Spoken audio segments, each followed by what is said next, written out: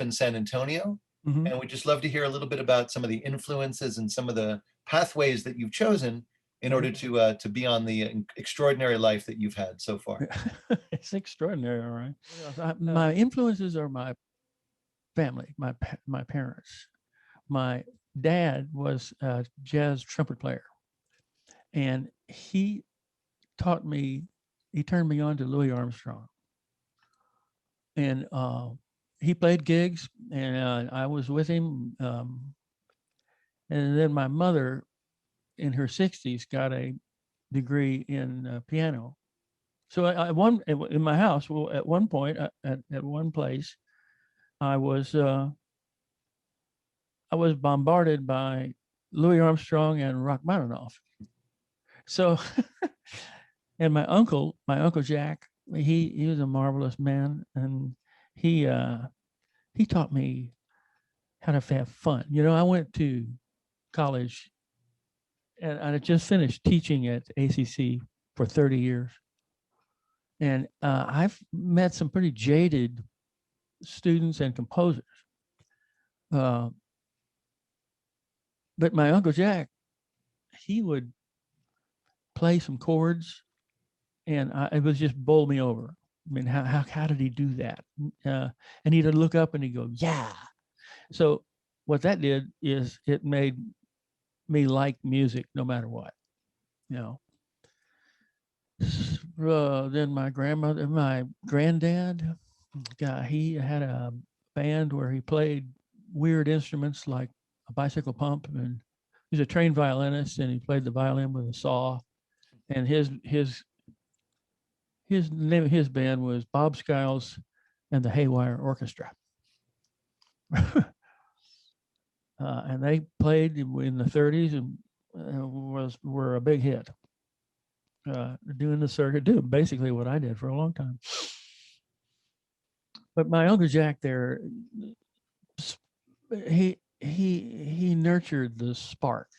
You know, you have a moment of inspiration, and you look at the stage and you see a magnificent bass player, just great, and it hits you right then and there that's what I want to be.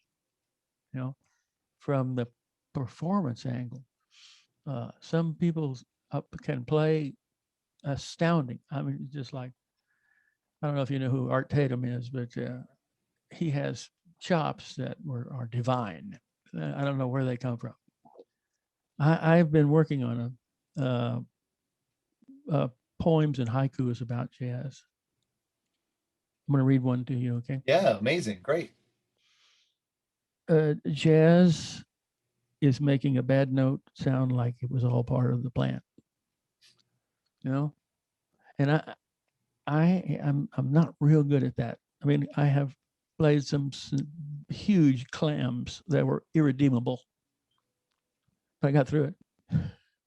In jazz, you meditate while you're playing.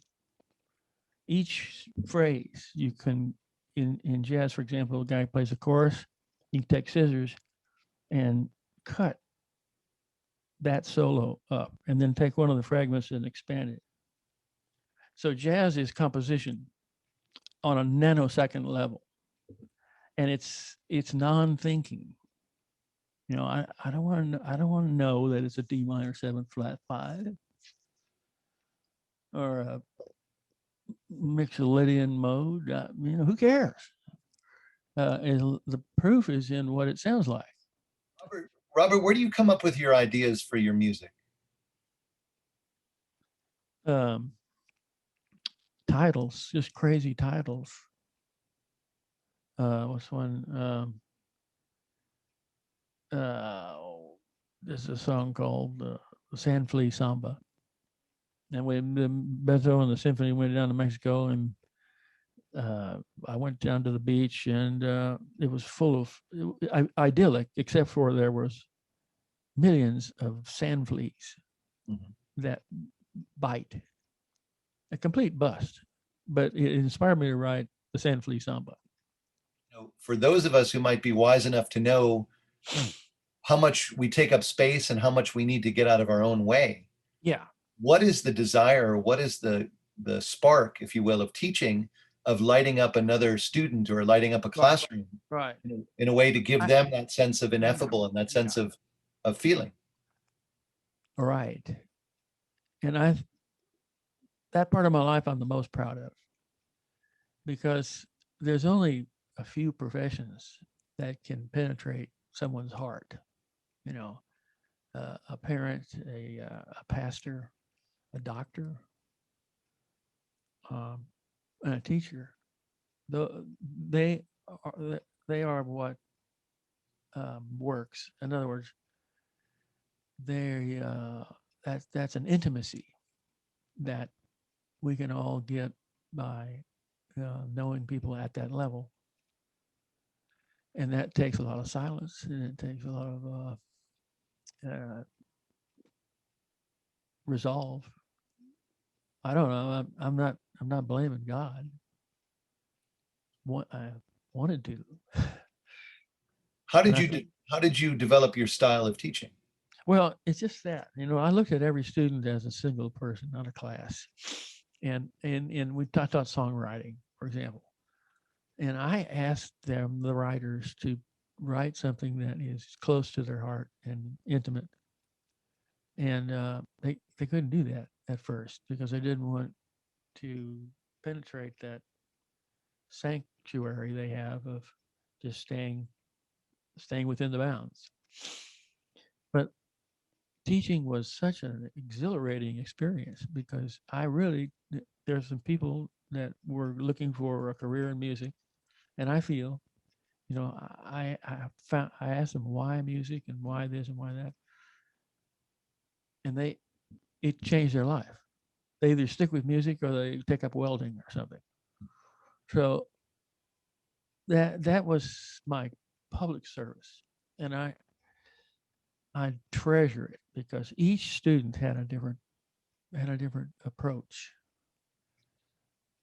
and I encouraged that approach be theirs and theirs only, so that you can tell that Rabbi Neil wrote that song.